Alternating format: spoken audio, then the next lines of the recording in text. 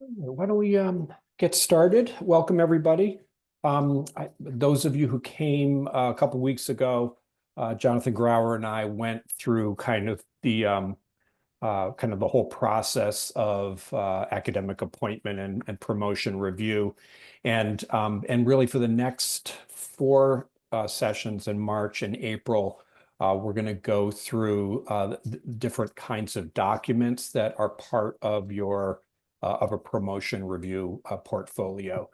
Usually we kick this off with going over the CV, but Jonathan is away. So we're just flipping the order of that, and I'm going to do CV part two first, then we'll do CV one, and then get into teaching evaluations and letters of evaluation.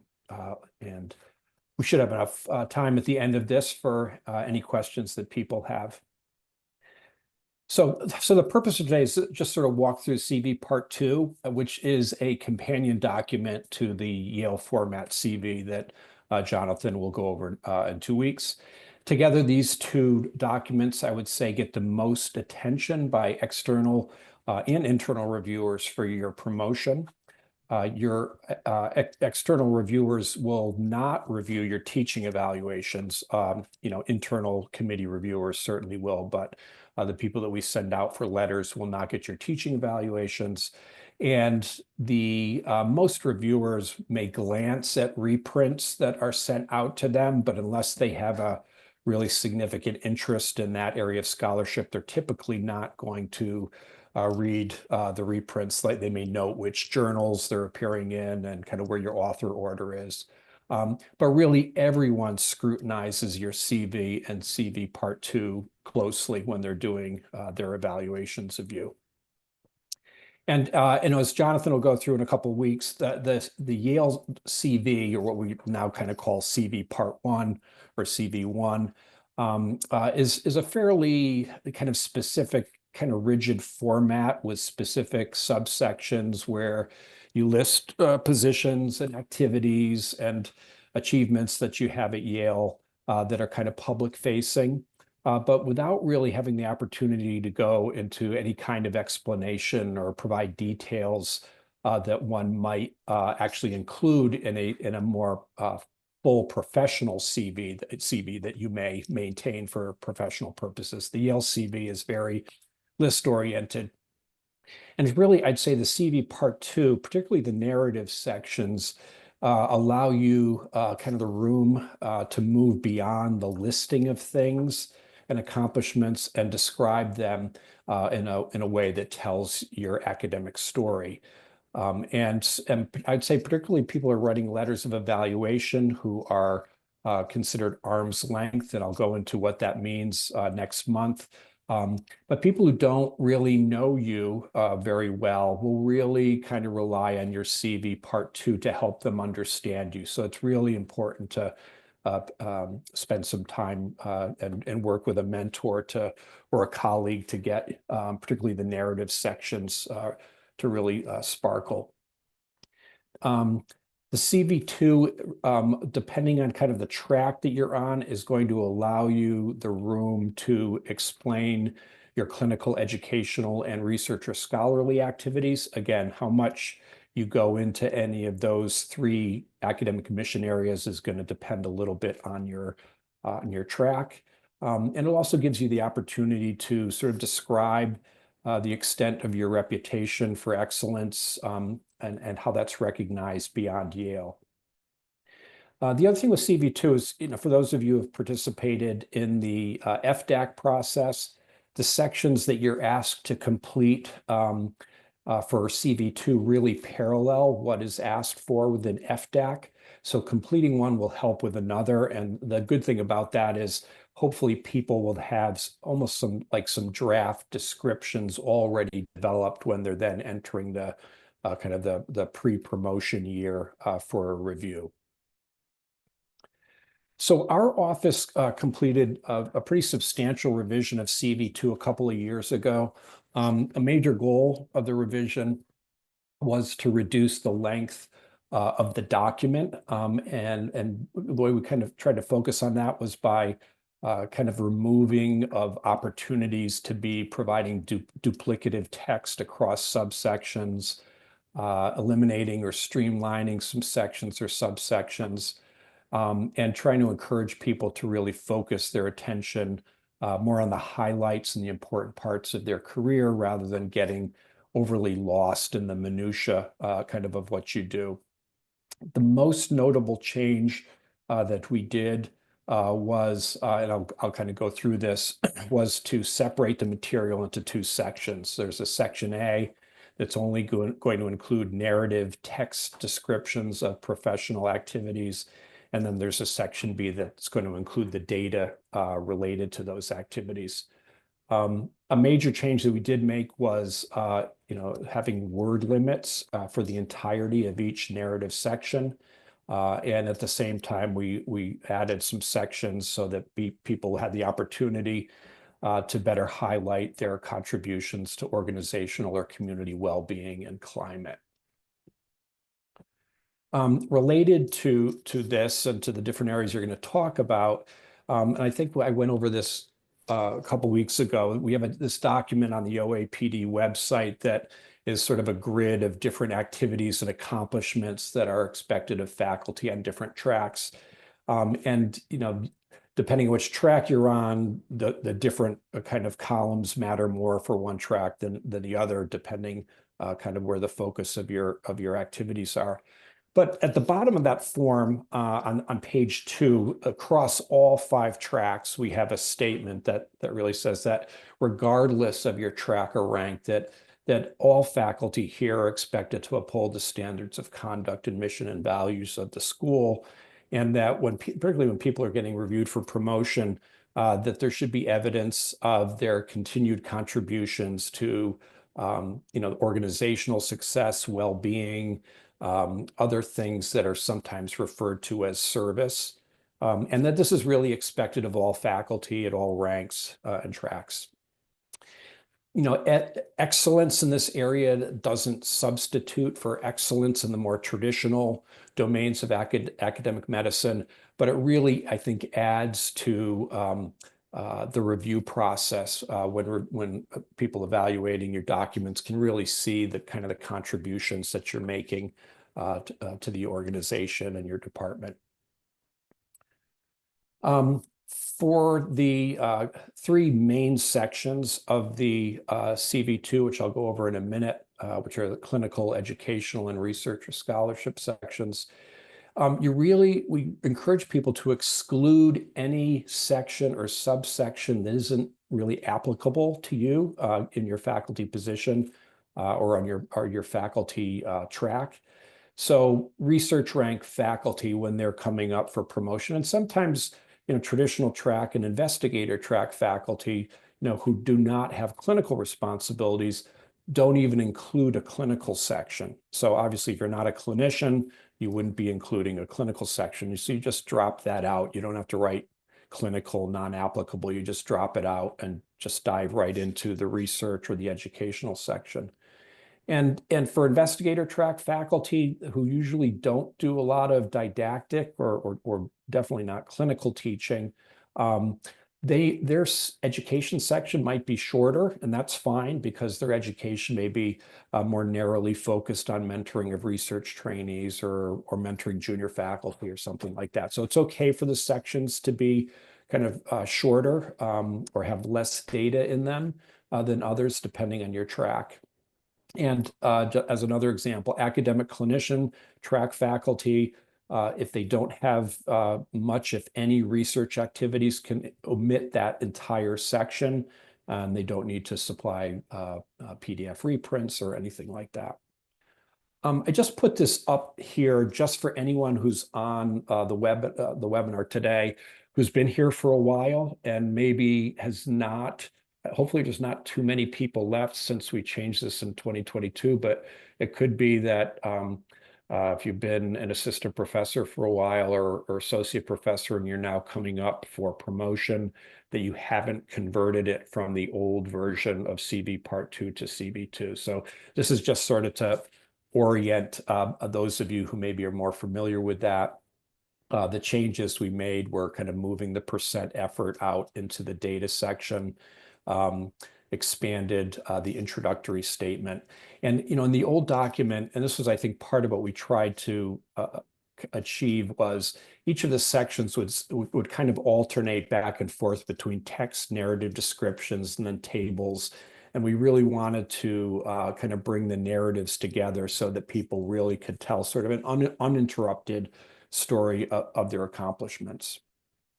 If you are someone who's not yet converted to the new version of it, I think on our OAPD website, we still have essentially the old version of those instructions, and then I annotated it to essentially say this might be something you would cut and paste into here. So there's some guidance that we have for people who still have not done that. So, but probably this time next year, I will no longer even refer to this, but there are still some people who have the old version. In fact, we reviewed somebody for promotion last year, I think, who actually included the old version, even though we told people we weren't going to be doing that. But at any rate, this is the format for the new version, or it's actually the template for it.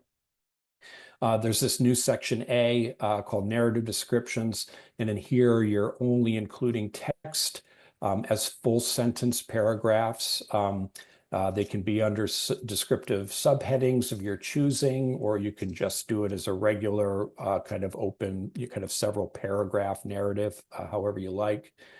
Section A shouldn't include tables and figures or detailed lists or things like that. All of that information is going to go into this section B, which is the supporting data section. The previous introductory overview statement that we had in the old version, which was 150 words, that hasn't changed, other than I think we maybe changed how we labeled that to overview of responsibilities and contributions. And that same word limit is in place, but there is a new overview statement, which I think is on my next slide, and I'll go over that. But for the main kind of meat sections, the clinical educational research scholarship, we have a 500-word maximum limit, and obviously we give people a little bit of wiggle room on that. But if you're getting up into the 700-word range, your department should be kind of kicking it back to you, saying this is OAPD is going to think this is too long or whatever. So this is that the introductory overview. This is kind of what has always been in the CV2, and relates to just sort of an opening statement of your responsibilities and contributions. And for promotion to associate professor and professor, I'd say this narrative needs to be really strong and concise and really hits on the high points of kind of what makes you special, your areas of expertise, your areas of leadership, the extent to which this is recognized within and beyond Yale, and really the importance or impact of your work. So this is the first thing that people will have gone through your CV, and they'll kind of have a sense of you, but this is really going to be the first opportunity for you to describe yourself and why this promotion is merited. So, this is really not the time for modesty or false modesty or underselling yourself. I encourage people to write this so that it reads more like how you might describe yourself as a candidate for an award, or how you might, describe yourself in a grant application where you're really trying to convince reviewers that you merit this award or this funding, or might be kind of how you would describe yourself in a job letter or something like that. So you really want to emphasize the areas of work or specialized focus that you currently lead, or in which you make substantive contributions.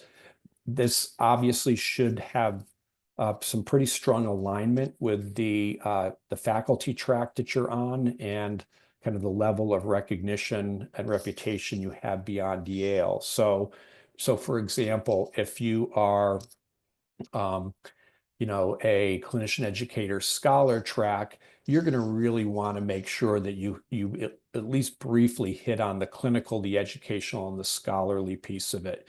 You wouldn't want to write this 150 words just talking about your scholarship and say nothing about your clinical or educational footprint, because then people are going to scratch their head and just like, why are they on this particular track? So this is the sort of the new statement that we added. As I mentioned, important component of excellence and expectations is that people are making contributions kind of beyond your own career, which is obviously very important. But our academic community mission and the broader team and department where you work is also important. So this section really gives you the opportunity to describe really in whatever way it makes sense for you for the kind of work that you do, to really provide kind of a brief description of your most significant, innovative, or impactful contributions in any of the areas, which I've sort of included examples in the 3 bullets here. So, things that are related to supporting organizational culture, mission, inclusive excellence, diversity, things that are promoting the well-being of colleagues or systems or the greater New Haven community, or education or scholarship that's really kind of focused on kind of broader community kind of issues. So, and the other thing is, if this kind of work is really a significant part of your clinical, educational, or scholarly identity, we encourage people to then expand on that a bit more in those individual sections. But this is just going to give kind of your reviewers a little bit of a flavor of things that you are doing, for others or the academic community or the greater community where we live. So I just want to kind of go through each of the main sections of this, of the narrative sections that I've just highlighted in green, and then I'll kind of do the same for the supporting data section, and then we'll have time for questions.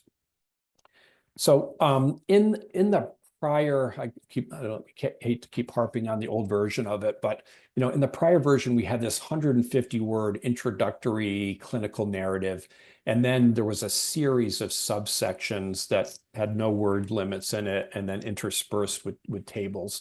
So when we revised it, we really wanted people to just have a kind of a maximum 500 words to describe these things. These are not required headers. In fact, you don't have to have headers or subheaders in any of the narrative sections. We sort of encourage people, if you are going to use them, use headers that make sense for the work that you do. And it's really just meant to help organize, different aspects of your clinical identity or your clinical activities or leadership. So, you could have something that just sort of focuses on patient care, and then something that's focused on leadership and things like that. So again, come up with whatever subsections you like, or don't even use subsections if you can write it in a way that's going to flow really well. So these are just suggestions. However you do this, though, this really should be kind of a higher level description of your major kind of clinical roles, activities, leadership, expertise, how your reputation is known kind of beyond the Yale system, if it has yet. And again, you can include contributions to kind of community well-being within this section. So, we probably see a little bit less of this now, but in the years post-COVID, a lot of people who are going above and beyond and doing work within the system to support or innovate around kind of care related to COVID would oftentimes integrate this into their narrative, even though that was not sort of their day-to-day primary kind of work, but it just shows the overall contributions that you make. The thing we encourage people to do, this is particularly a case where you may have multiple kind of clinical leadership roles, or can also be the case for educational roles as well, is that don't just sort of repeat the listing that you had in your CV2. So don't say, I am medical director of this and program director of this and program. Kind of use that and sort of launch off of that, sort of say, as medical director of the X, I oversee the care of X number of patients and, X number of junior faculty and APPs or things like that. So give the reviewers a sense of what that leadership role actually means, rather than just, giving a list of titles. Likewise for the educational activities, again, this 500-word description, and sort of pulling together different components of that. Any tables or lists would be in the supporting data section. Just like with the clinical section, these are just example subheaders. And I think we include these on the OAPD website as examples, but they are just examples. Create either if you have a big educational footprint here, it's a big important part of what you do, particularly if you have educational leadership roles. You may want to create a couple of different subheads in here. If education isn't a huge component of your position, then you may just want to do a couple paragraphs here that kind of summarize things. We don't encourage people to say, oh, I've got to write 500 words. I think reviewers prefer succinctness and really being able to grasp you, as opposed to people generally, I think, write more than they need to, which is partly why we kind of are imposing the limits on these. We also encourage within this section, this is really, if education is a really big piece of what you do, is to have some kind of statement about what your teaching philosophy is, or your mentoring philosophy, educational approach to different kinds of learners. How you create an effective learning environment in different settings and things like that. And as with the clinical section, you have the option of expanding on, if you're doing work that's really focused on, diversity or inclusive excellence within the educational process. If you're really doing kind of educational or advisory efforts for trainees or faculty who are underrepresented in medicine, you can kind of include that within here. And then the research scholarship activities section, really the only change we made from the prior version was, again, giving people the opportunity to incorporate, if relevant, any work that they may be doing on, health disparities. Some of these are now like kind of dirty words in this country, but we still want people, this is still important work for the school. So work that people are doing in diversity or inclusive excellence, or promotion of inclusive research practices, healthcare disparities research. We want people to describe that. It's still very important work to do, even if there are others in the country who don't believe that our school does. So this is sort of the opportunity to do this. The other parts of it, which have kind of always been the narrative for this, we're really trying to have people, again, hit the high points of their most significant scholarship, talk about their history of extramural support for their work. If you've not been a PI on grants, that's fine too. But you should really describe sort of the focus of your scholarship. For people who are on the clinician educator scholar track, where there may not be extramural grant support that they've achieved, I think what we really try to encourage people to do is to focus in on their scholarship. And I think it's really helpful on that track if your scholarship really aligns well with either your clinical identity or your educational identity, and preferably both. But I think reviewers find it a more persuasive case when the scholarship seems to align with other aspects of your academic identity.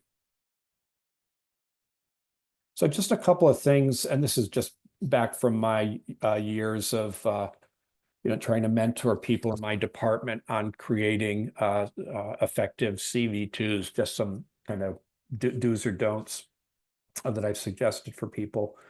I would say the overall the biggest do that I urge people to do is to make sure that they are speaking at a high enough level and highly about themselves.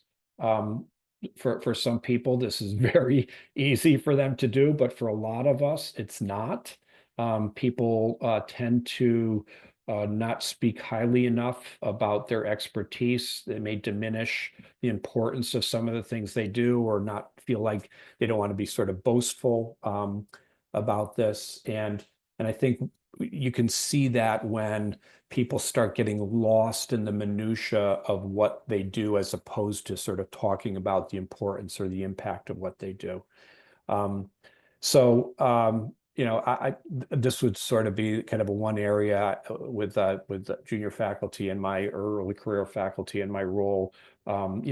People who are really exceptional, but it was not coming out in their CV too. And so, some coaching in this, and if you're, you know, further along in your career and you're helping out people do that, you'll probably need to spend some time doing this.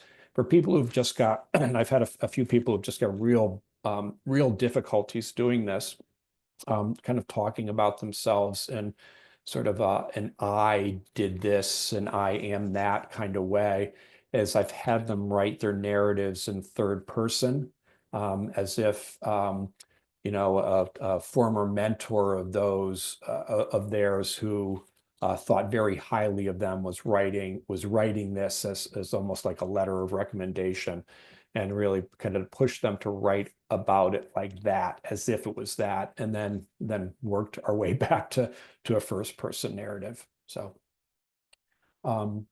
again, really, that's probably the biggest do.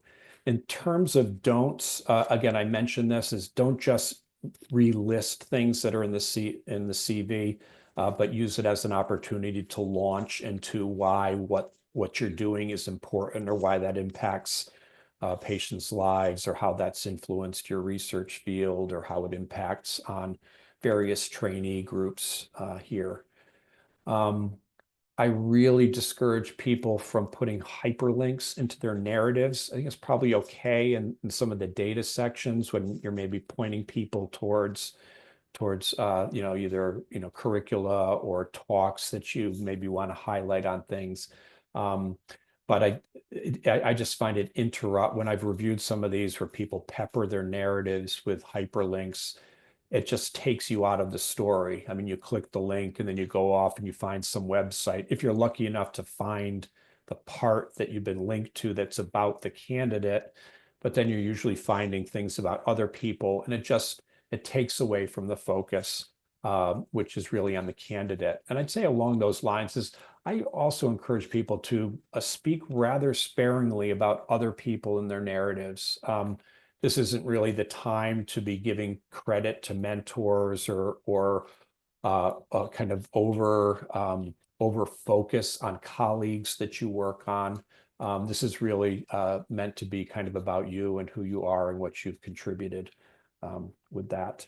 I sort of put, I mentioned this before, as narrative descriptions should stay in section A, and shouldn't be in the clinical or educational subsections. There are brief narratives that I'll get into a bit in the researcher scholarship section. The other thing is, your department will provide the teaching evaluations, or if you can access them, you can help them with that too. But those will go to our departmental and school committees. We don't want people, quoting from the teaching evaluations in their CV part two. Reviewers tend to disregard those just because they know the person is likely to be cherry picking the best comments.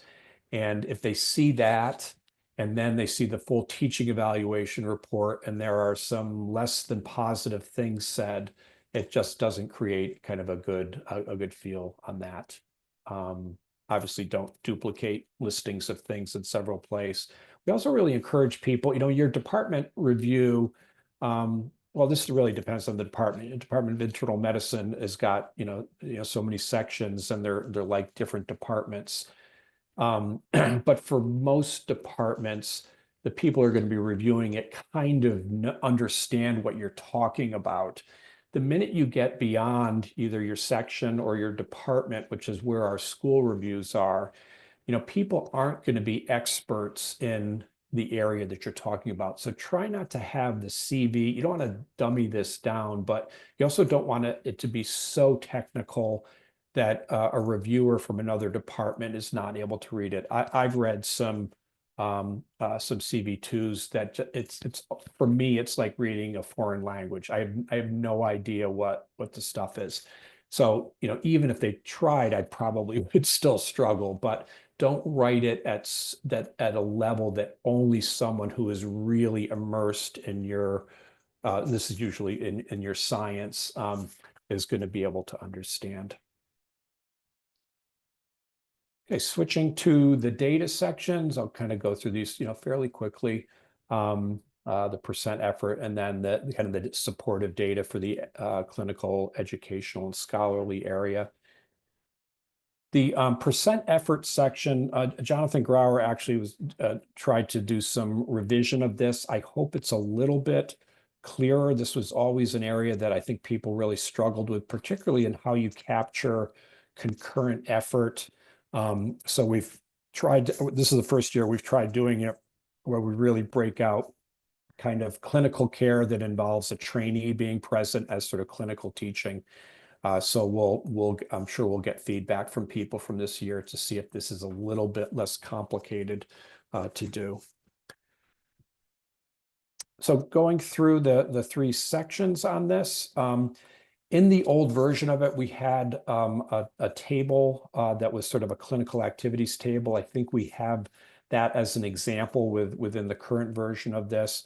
Most people like to include that, which sort of lays out different clinical responsibilities they have, different locations where maybe they're practicing or providing services.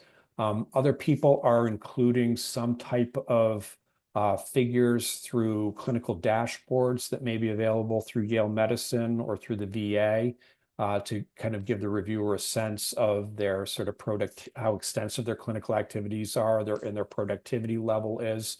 The more clinically intensive tracks, academic clinician and clinician educator scholar, our school reviewers do tend to look at that to just see that if someone is a reasonably busy clinician. We don't get into the weeds of RVUs too much just because those can be very department specific. But for those two tracks, they really do expect that this is going to be someone who's got a pretty significant clinical footprint.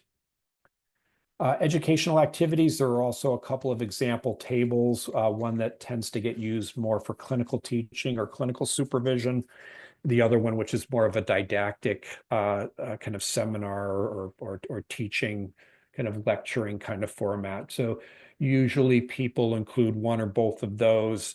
And then there's usually a listing of, mentors or mentees or supervisees that they've had in the past 5 years. The one thing that we've really tried to do, and this is a bit of a change, is to really try to have people focus on the past 5 years.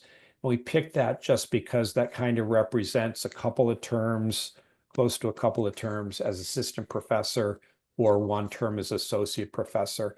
And we really wanted to try to get away from these, particularly if someone's been here for, 10, 20 years, these really lengthy lists of education, every single talk or every single person that you've mentored. And it just becomes sort of too much, and reviewers just kind of blow through it. So we try to have people focus more on really sort of their substantive educational and mentoring relationship. So if you've done a lot of this, we try to encourage people to, like if you've given multiple, it's the same title talk that you give several times a year, rather than list that 4 or 5 times, is just to give the title of the talk and then, is given on this date, that date. Also, like with mentors, we really want to encourage people to really only be including people that they are, whether that's trainees or faculty, that they are meeting with on some kind of regular basis. So, monthly, maybe every other month, or some cases it's weekly. But this you shouldn't be including people that you meet once or twice a year for some kind of advisory kind of thing. This is really should be someone, the people that you really have an ongoing relationship with. The other thing is, again, if you have a big educational footprint, you've developed curricula, or other kinds of courses or things like that, this would be the place to list that. Or if you've developed new rotations or training programs, or you expanded training programs, you could kind of list that here. If that's been a big piece of what you do, again, we encourage you to, in the narratives, to really highlight that, because that's really important. And then the last data section, which is research scholarship. Again, if you're on the academic clinician track, you do not need to include these. But we do actually have a lot of people on this track, particularly when they've switched at some point in their career from the clinician educator scholar track, will still include this. So it's not, so you're welcome to, on this track, include samples of your scholarship if you'd like to. I'd say it's probably half and half that do this on the academic clinician track. For all 4 other tracks, you have to include these. You can do less than 5 papers, although I wouldn't do much less. I mean, four is probably fine, but it's a maximum of 5 papers that you will create the PDFs for. And in this section, for each of those papers or chapters or whatever kind of form of scholarship, you'll have a brief 100-word kind of summary that really hits on the kind of why this is representative of your best work, or the impact it's had. Or sometimes people put like how many citations something has gotten, or something like that.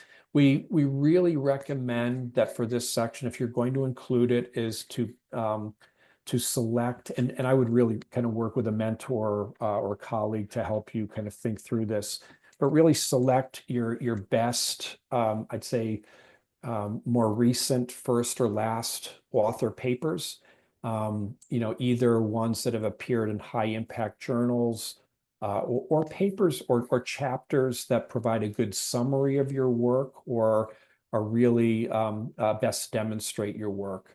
I generally for the research intensive track, traditional investigator, clinician scientist, I generally recommend that 4 or 5 of those are going to be research journal publications.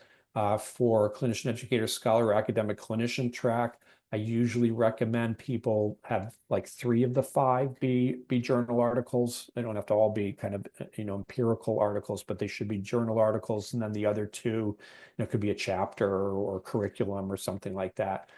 It can be half and half, or it could be a little bit more the other way. But you do, even on the clinically intensive tracks, the reviewers are still looking for at least some amount of sort of peer-reviewed journal articles. So I encourage people to kind of do that. Again, sort of 100-word description for this. The other thing which we've tried to move away with this version is there used to be this sort of table of collaborators. You can still include that, but we really encourage these you're only listing kind of grants or research collaborations that are occurring with people outside your department or outside the school. So you shouldn't be like listing everybody that you collaborate with in your department on research projects. I think reviewers just assume that people are, co-authoring or co-investigating different projects.